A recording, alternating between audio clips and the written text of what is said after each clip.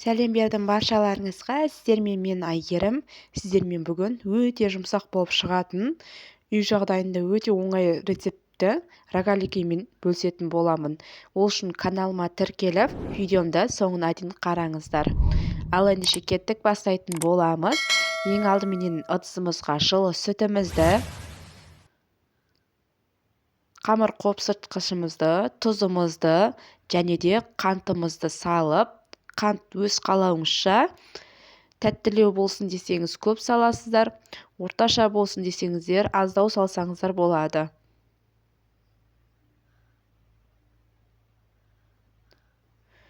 Жақсылап араластырып алатын боламыз беншіктің көмегімен. Араластырып болғаннан кейін үстінен ерітілген сары майымызды құятын боламыз. Тағы да араластырып жібереміз. Содан соң үстіне ашытқымызды салып, тағы да жақсылап беншіктің көмегімен араластырамыз. Содан соң алдын ала ұн илегіштен өткізілген ұнымызды салып,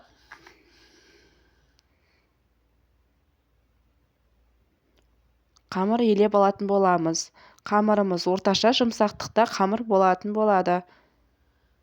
Ашытуға 1,5-2 сағатқа қойып қоятын боламыз. Жылы жерге бетін жауып,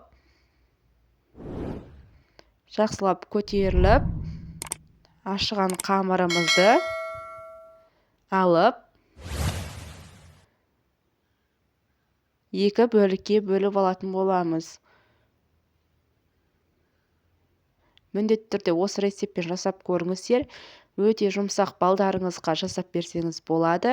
Немесе кешкіге, ауызашарға, дастарханға қойғанға жасасаңыздар, отбасыларыңызды қуантсаңыздар болады. Осылай 2 бөлікке алып, дөңгелетіп алатын боламыз.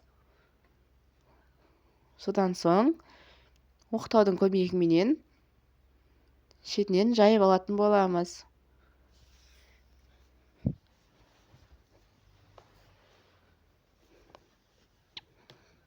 Осылай оқтауды үстіне басу арқылы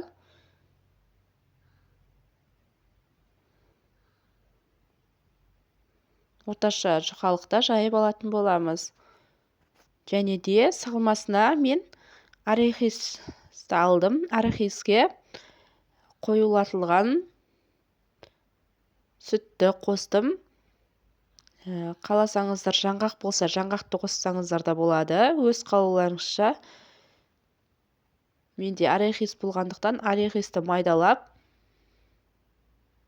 үстіне қоюлатылған сүтті құйып, араластырып аламыз. Жайып алған қамырымызды 12 бөлікке бөліп шығатын боламыз.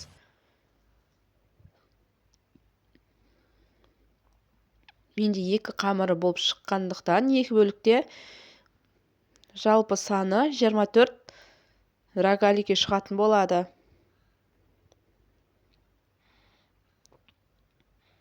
Салманың барлығын жақсылап салып алатын боламыз.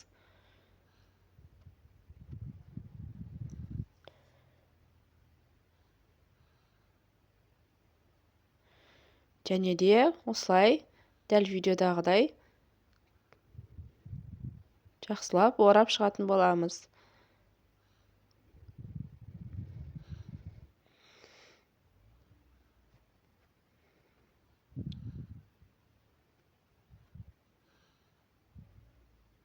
Екінші түрінде көрсетіп жіберетін боламын. Осылай екі шетін басып, жақсылап орап алатын боламыз. Және де пешкеге қызартып пісіріп алатын боламыз. Дәл осы рецептпен жасап көріңіздер, міндетті түрде өте дәмді болып шығады. Иісі де керемет. Менімен бірге соңына дейін болғандарыңыз үшін рахмет. Сау болыңыздар.